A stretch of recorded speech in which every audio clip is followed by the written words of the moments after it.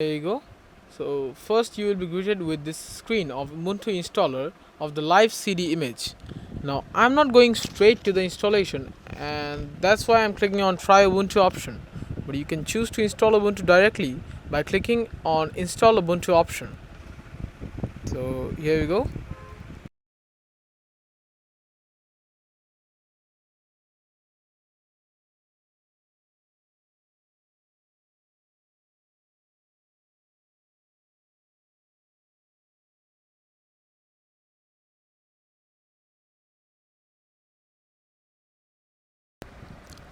I'm actually running this on a virtual machine inside my main system, and you can see that the resolution is not good enough because Ubuntu by default isn't recognizing VirtualBox graphics drivers and is not interacting with my GPU properly. So I just need to fix this issue and I will get back to you in a sec. So this is the default wallpaper you will be greeted upon first launching or installing Ubuntu 20.04. Now the display issue which occurred won't happen in an actual PC as it's just in the VirtualBox, and moreover I am using test development build, so it could be a bug from that too. I'm not sure why that happened, so that's why I have not included any video footage of that fixing the bug. So now let's dive into the settings, shall we? Oh well, before diving into settings, I want to show you all the main bug in this particular test build. I'm again saying that this is a test build and not a release build. The release product will be as fine as smooth as silk cloth. So, and it's also a LTS version, so it will be supported for at least 5 years. And here you can see the bug that if I open the launch app launcher or app drawer, it just crashes and you can see nothing. So here we go, the bug. Oh, and one more thing, if you want to install it directly, you just need to click on this icon here on the top left, and it will launch the Ubiquiti installer, the default Ubuntu installer. And I'm quitting it right now as I will show you the demo. Not installing Ubuntu right now because I need to show you all what you can do in a live CD boot up environment. So here's the file manager or the Nautilus file manager, and it opens the home partition or home directory, whatever you call it. Then we have other different folders and the desktop icons too. There's a settings option here, and I'm just going through different sections.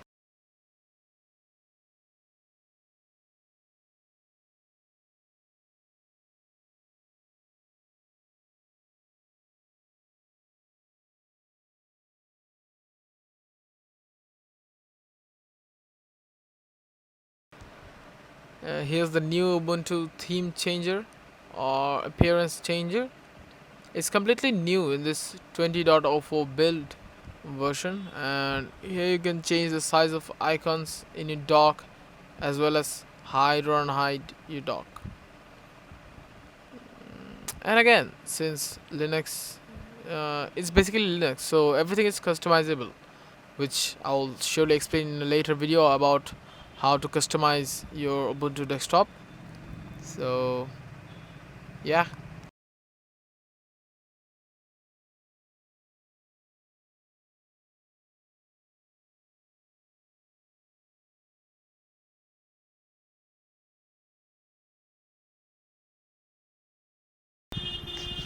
So here in the notifications settings we have some D&D options so that no notifications come, and here we have our calendar. And is okay. So let's cut straight to the installation now, and click on the top left icon. It will launch the Ubiquiti installer, and here you can, if you are connected to the internet, you can just read the release notes if you like. If you don't like, then leave it. I'm connected to the internet here, so yeah, I'm gonna click on continue, and here you can choose your keyboard layout. Now here you can also test your keyboard layout as it is okay or not. It's totally up to you, and press continue. Now here are two options: normal installation and minimal installation. Normal installation is for the general public or basic peoples who are or beginners who are trying to install Ubuntu as their daily driver. Minimal installation cuts all other third-party softwares and just install the core components. It's not recommended by me, but again, if you want, you can install. Another two options are there: download updates while installing and install third-party softwares. I recommend you click on or check on both of these, as this will install any other drivers if required during installation automatically, making the process easier than it is. So click on continue. Make sure you're connected to internet for getting updates on the go, or else you can also, if you're not connected to the internet, you can also download better. Oh well, it's again that display bug with the VMware, so it's not a big deal. I can show you. I will not try to just fix this right now because it might break the installation process. Just leave it there. And here we have two options: erase disk and install Ubuntu. Okay, yeah, now it's reporting the problem. Great. So back again, erase disk and install Ubuntu. So this first option will remove everything from your drives, including all partitions and any other stuff you haven't backed up already, and will install Ubuntu system wide, removing any other operating system you have. I won't recommend it if you are going to use Ubuntu as your daily driver and the only operating system in your machine. Then go for it, and you may just skip many few minutes in the future, because I will just describe on how to manually partition the drives within the next few minutes. So it's also incorporates a new ZFS file system. So in ZFS file system is basically used in case of RAID 10 configurations and others in servers for easy data recovery and management. So I won't recommend using ZFS as your daily driver if you are not sure what you are doing. Okay, so I'm just going with the something else option, just so you know. That's why I'm telling you this. So clicking on something else and then clicking on continue, and something else will open a utility called gparted. So gparted will list all the drives you have in your system and how you can partition them according to the partition tables. So this is my virtual hard disk, which does not contain any partition table from beginning. Your computer might have. If it doesn't have any partition table, then just click on new partition table. It will create a partition table. Your normal PC hardwares don't have, I think, these options. They will just come with built-in a partition table. So here's our free space.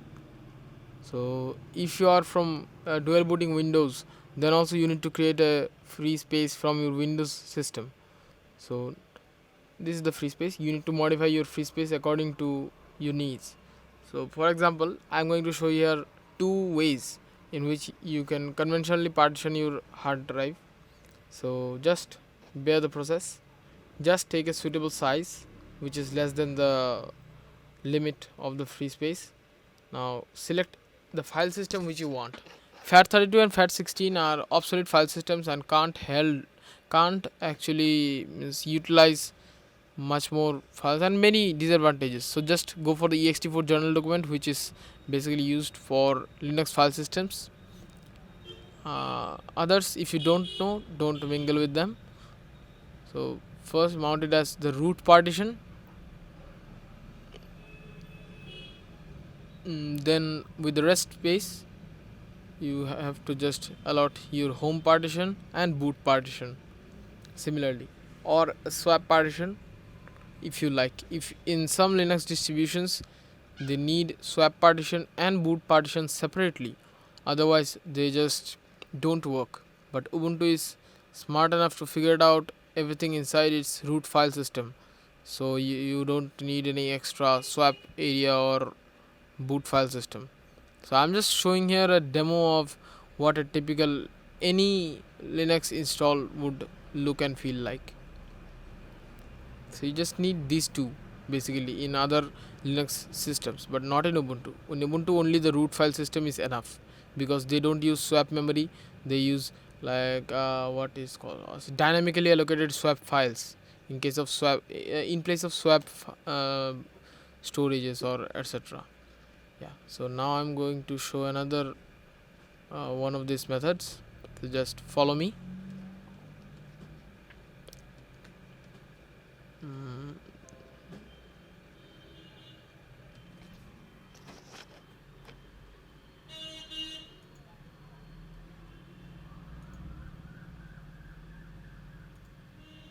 So as you can see here, this is the swap file. Swap file should be, if you need to create a swap file storage.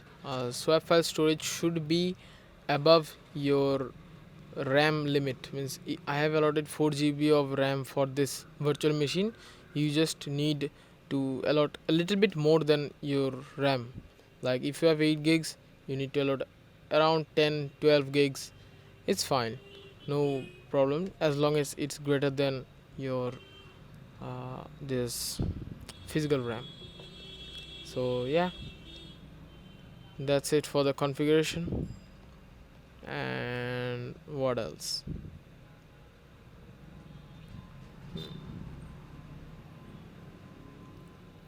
Okay, so now for the second configuration, many Linux users want their root as a separate partition, the home as a separate partition, home directory as a separate partition, and the swap directory as another separate partition, and boot also as a separate partition. You can in theory create not theory, practically also you can create every partition as a separate, every directory of Linux as a separate partition.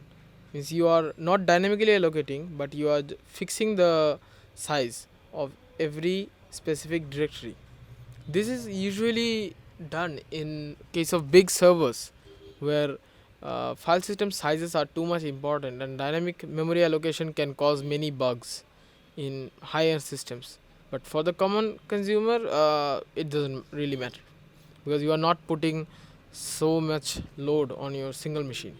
So this is one example of the second category of allocation table or file allocation table which you can see here. So I'm just going to give this demo. Yeah, for example, like root, home, and boot. This is enough. You don't need actually a swap partition in case of Ubuntu specific, and maybe some other Ubuntu based or Debian based distros. So now I'm going to click on this install now, and it is going to say that these partitions are going to be changed, formatted, or created. So just confirm that it's yours, because if you click continue, then there's no coming back. So yeah, and it's working. Just give it a sec.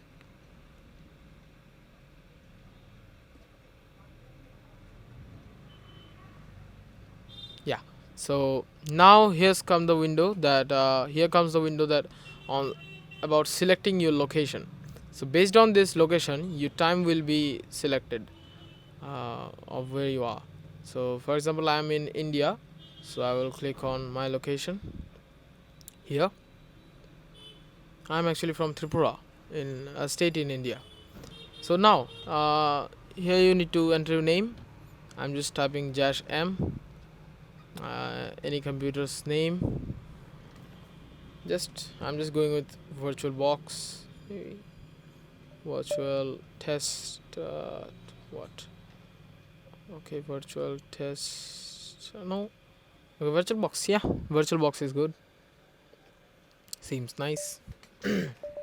Now other operating systems like Windows allow you to install without even having a password, but Ubuntu doesn't let you do that. You need to enter a password. Well, let it be anything, just they require a password. Now click on require my password to log in, or log in automatically as per your requirement. I'm just clicking here require my password to log in because I need to show something else later, so that's why. So now it's copying the files and the boarding installation stuff. Now first step, it will copy the files from the installation media to your RAM disk, not hard drive, actually first your RAM disk.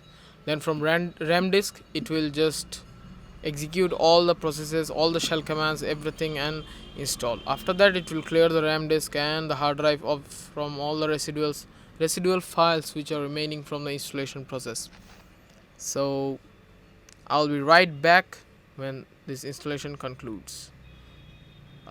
So see you in 3, 2, 1. So upon completing of the installation, you will see this dialog like installation complete. So here restart and continue testing. Now click on continue testing, because on previous build of Ubuntu there was a bug that clicking on restart now will cause it to go into an infinite loop of restarts. So for safety and not taking any risks, click on continue testing, and then from that live CD medium, click on that. You may power off your computer right now. So I'm just powering off my computer, and we'll meet you all upon the successful restart.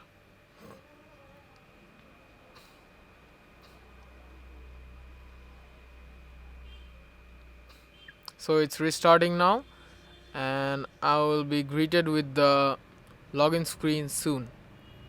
So anytime now. Boot up's little slow. Hi, yeah, we got it. Oh, okay. So again, here is the display issue. I will fix it just after the first boot. Enter your password, press enter, and it's booting up.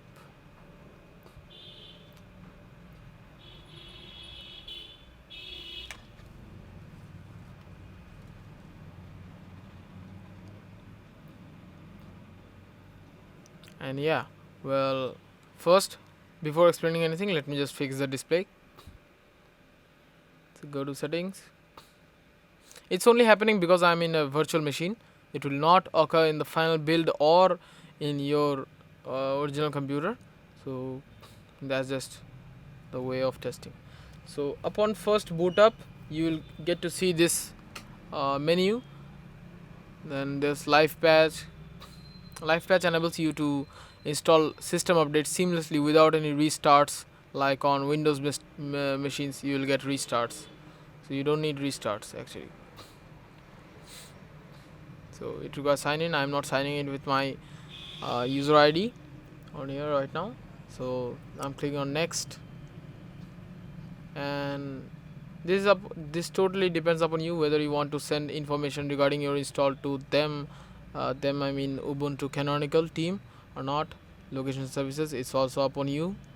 And here are some softwares which you would like to install.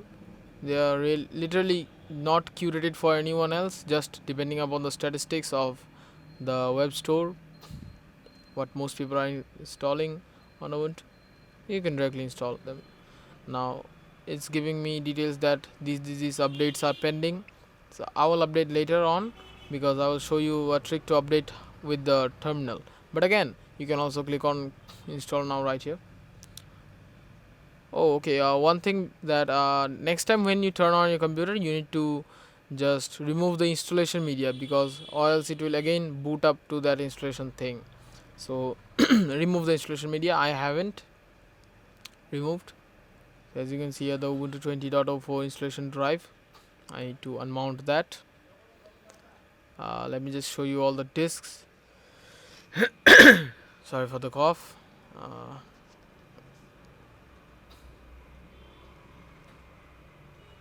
As you can see here, it's mounted as the home partition, 2.4% full. Oh, I did a terrible mistake. I set the home partition as the primary partition and others as secondary partition. You need to specify your root partition as the primary partition and home partition and other partitions as the logical or sub partitions. Don't do this mistake, because it's just convention. Actually the computer works just fine, as you can see on here. There's no issue with that, but still that's the convention. So just keep in mind that. Here you can see out of 16 gigs, 9 gigs are free, the rest are utilized by the system. So that's true, you require at least 10 gigs of free space to install Ubuntu, the core system files only. Then there's a boot. As you can see, only 200 MB is utilized, so it's just very less amount for the boot partition. So that's it for the files and drive management, guys. I hope you liked my video, and drop a like if you understood what about the disk partitions and whatnot. If any confusion, just comment down below. I will reply you personally. And what else? Just clear the notifications. You can see a nice tint on the icons there. That's the default theme, which you can surely change with the tweak tools and many other utilities available for GNOME. You can see my servers are getting detected. This is the root file system here. All of these folders are known as directories actually, or directories, or whatever you call it. Each and every directory can be mounted as a separate disk partition, which I won't recommend because you're not hosting any server. If you are doing any server, then you're fine, go for it manually, but else don't require any manual configuration of each and every directory. It just does it automatically inside the root folder. So yeah, if you plug in any like pen drives or hard drives or anything else, it will be mounted under this mnt folder or media slash your username slash this directory. So now they have just revamped this power off and on logout menu in this GNOME 3.36. Here we have nightlight, displays, mouse and touchpad settings, and test your settings. Yeah, in here you can test your settings about clicking, double clicking, single clicking, and all that good stuff. So yeah, shortcuts. Printers, yeah, printers. If any printer is connected to you, it will be automatically detected by your system, so that's a good thing. Now here's the removable media menu, so you can select what action to do. Color calibration, it won't, I can't show this demo in here. Then there's universal access. This thing is new, maybe, I'm not sure if it's new or not, I need to check. Yeah, so on-screen keyboard. Okay, if I click on this on-screen keyboard, then this accessibility icon appears here. Okay, that's something new. Then there's users. Yeah, so you can set up automatic login, but first you need to unlock your user. So here I'm just typing in my temporary password of this account. Clicking on this icon will allow you to see the password which you typed. Authenticate, then here you can change your password, automatic login, and on here it will show when you logged in and whatnot. Then all of the customizing stuffs like changing names and everything else. There's default applications, so like Firefox web browser and others, date and time settings, and all the good stuff, as usual. Nothing special, nothing so fancy. Here you can see is the about page, device name VirtualBox, CPU i7, graphics card. It's not detecting my graphics card, it's just some rubbish VMware stuff. OS name Focal Fossa. You can see that GNOME version, this 3. Something, not this 3.35.91. The release build will have 3.36, so it's the beta build. Now in this software and updates, you can just find and search for additional drivers for your graphics card or any other proprietary hardware if you are using. All these proprietary hardware drivers will be available right here. That's a neat feature of Ubuntu which other distros don't offer. Many distros don't offer, which are not based on Debian or Ubuntu. So I'm just switching over to the main server. I'll get more packages. Now if you make any changes to the software and updates, it will prompt you to reload its software cache. Actually it downloads a small bit of file which contains all the information about the programs and any updates needed. So just reload this cache. It will take a single minute. Let's just wait for it. Okay, there's another bug. This weird orange tint. It shouldn't be here. So it will all be fixed upon the final release. And what else do we have? Settings. Yeah, that's what I was telling about. 3.35.91. It will be on the upon release. It will be 3.36. So that's a thing. Yeah, it's finished. Refreshing software cache and it closes. Okay, so now here you can remove your favorites from this bar. You can add favorites from the app drawer. And oh shit, I forgot task. But still, you can just add favorites like this. You can see dragging and dropping also works, but it's not as perfect as it should be. So I'm just dragging it right here. Yeah, not dragging and dropping it might work. No, okay. It might work in the final build. So just bear with it. I'm just closing it. Yeah, cool. Now press Ctrl Alt and T will open up the terminal window. On terminal window, I'm just adding it to favorites as it will be the core component of any Linux distro you are using. So first type sudo apt update and enter password and press enter. You will not see your password being typed, but it is typing. So as we can see here, 53 packages can be upgraded. So that's the user number.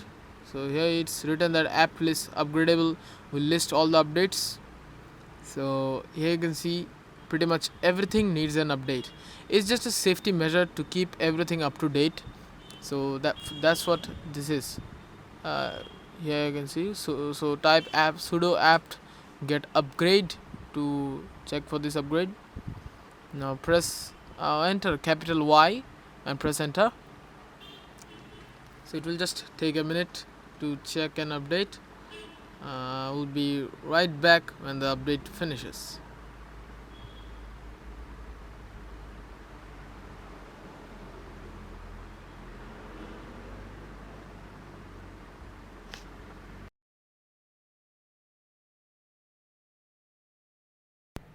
Okay, so we are back now. The update is finished now. So yeah, that's pretty much it, guys. For safety, just type it again sudo apt update, and you can see here all packages are up to date.